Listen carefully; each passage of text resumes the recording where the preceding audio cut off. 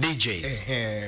Okay. Tunaongelea ma DJ mbalimbali ambao wamewahi kutokea Tanzania katika ukubwa tofauti uambali kabisa. Mwisho wa siku tukafikia paka ma DJ ambao kama DJ Mafuvu, DJ nani, DJ Makay na nani, ma DJ ambao tumetoka kuwasikia kwa mara nyingi. Yes, sure. Swali ambalo nilikuwa nataka kukuuliza, toka hii Tanzania tupate uhuru ama yumbwe jina Tanzania, tumewahi kupata DJ mkubwa kama Ali B?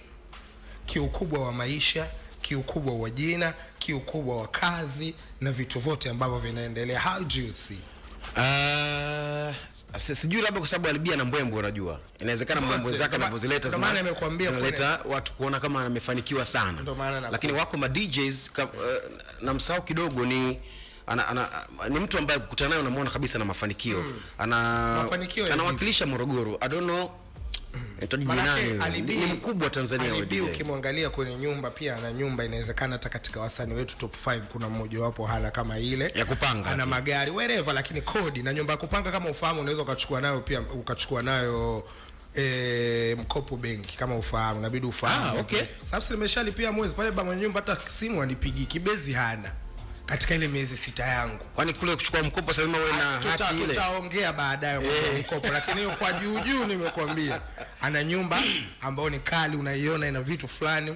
Tukija kwenye swala la magari, ana magari fulani anabadilisha mashibombo. Kwa ni top 3 ama A-list wako wa Bongo Flava kuna baadhi hawana. Of course. Hapa na muongelea DJ, umeelewa? Ukikaa ukifuatilia, tuna DJ kwa ukubwa wa nchi, tunaongelea sasa hivi yuko kwenye tour yake London.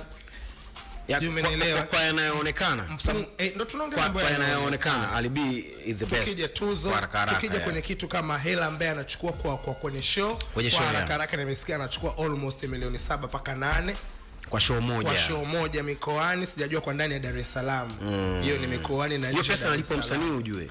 Nadhani tunaelewana. Tena msanii mkubwa. Tunaelewana vizuri. Kwa hiyo ili swali sio kwako tu Mbunji, kama unatusikiliza right now kupitia transformer ya EFM.